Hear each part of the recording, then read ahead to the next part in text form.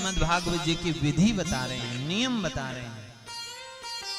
सबसे पहले कथा का यदि आयोजन करना हो तो हमें अच्छा मुहूर्त देखना चाहिए, और अच्छा मुहूर्त ज्योतिषियों से निकालने के बाद लोग कहते हैं महाराज कथा में कितना पैसा लगेगा। कथा करवाने वाले सबसे पहले यही पूछते हैं।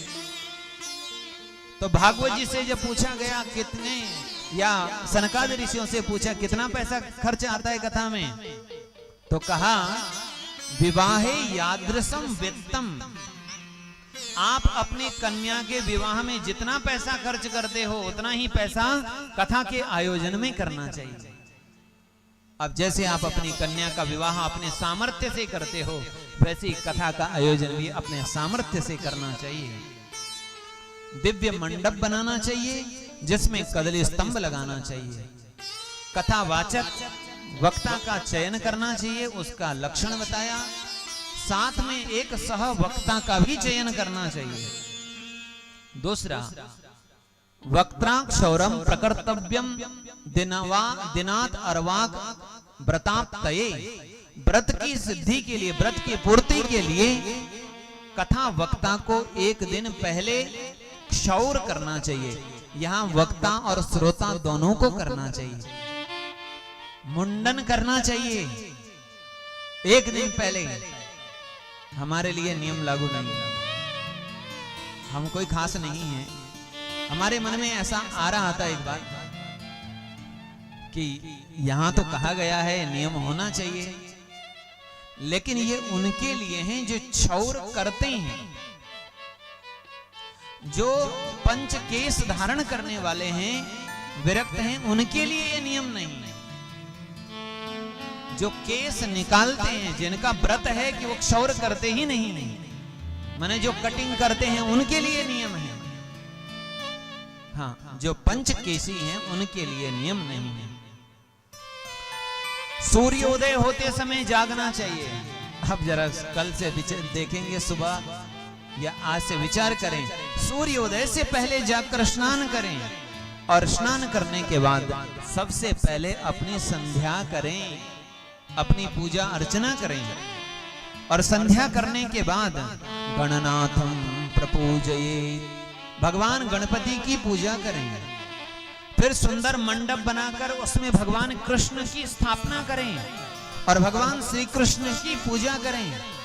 पितरों का तर्पण करें, यह भी कहा गया नित्य पितरों का तर्पण करना चाहिए।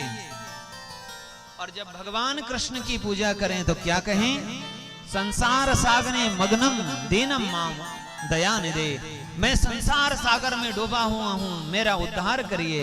इस प्रकार भगवान से प्रार्थना करनी चाहिए।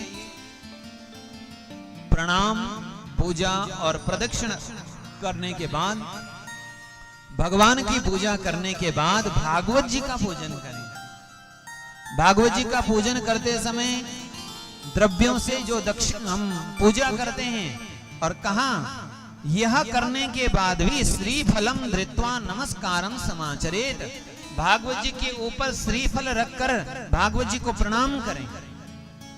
भागवत जी का पूजन करके, ये मैं इसलिए बता रहा हूं कि ये लगभग, मतलब ये जो प्रक्रिया है, जो भागवत जी का पूजन भी करते हैं उन्हें भी ये समझना चाहिए, और जो सुन रहे हैं वो भी, कि प्रक्रिया क्या होनी चाहिए। पद्म पुराण में जो कहा गया है, श्रीफल रख करके भगवान भागवत जी को प्रणाम करें, और भागवत जी को प्रणाम करके फिर क्या प्रार्थना करें भागवत जी से, बोले श्रीमद् भागवताख्योयम प्रत्यक्ष कृष्ण ये वही, इस श्लोक से भागवत जी की प्रार्थना करें।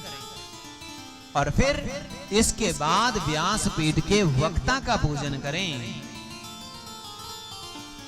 वक्तारम चाथ पूजयेत्, वक्ता का पूजन करें, तुलसी चंदन आदि से, माला आदि से वक्त करने के बाद, वक्ता को भी प्रणाम करने के बाद वक्ता से क्या प्रार्थना करनी, शुकरूप प्रबोधज्ञ सर्वशास्त्र विशारद एतत् कथा प्रकाशेन मदज्ञानम विनाशय, हे शुकरूप, हे ज्ञानी, सर्वशास्त्रों को जानने वाले विशारद, हे कथा व्यास, हे गुरुदेव, आप अपने ज्ञान से मेरे अज्ञान को दूर करिए। इस प्रकार प्रार्थना करनी चाहिए।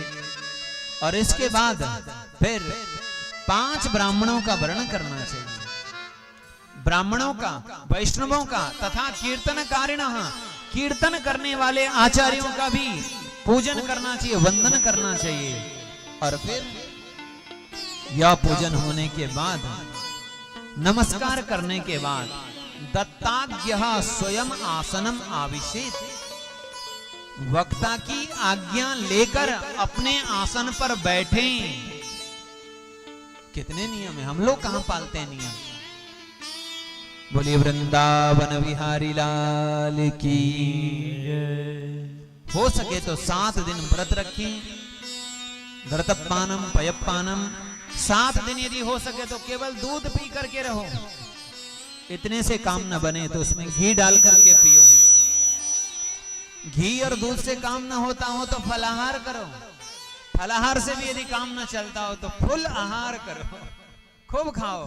पर कथा में बिल्कुल आलस्य प्रमाद मत करो। कथा मन से सुनो, सच बोलें, झूठ न बोलें, मन से भी किसी का पाप न करें, मन से भी किसी से झूठ बोलने का भाव न रखें। जो कथा का व्रत करने वाला है वह कोई भी संकल्प रखता हो उसके वह सभी संकल्प पूर्ण होते हैं।